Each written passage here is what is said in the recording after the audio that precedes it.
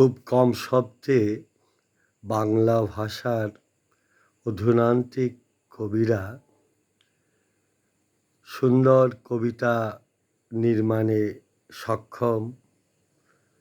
জনপ্রিয়তা এখনও তাদের গ্রাস করেনি, তেমন একজন কবি কৌশিক বাছার।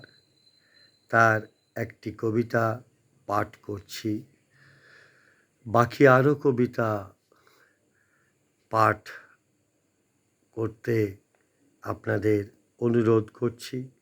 পড়ছি কৌশিক বাছারের কবিতা অভিমান।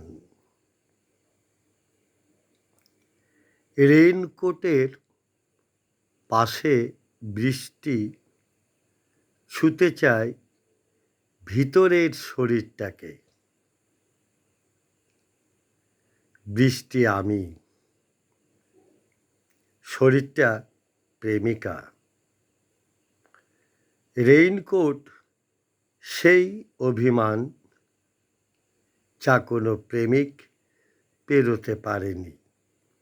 কবি কৌশিক বাছারকে শুভেচ্ছা ও ভালোবাসা। কবির জয় হোক।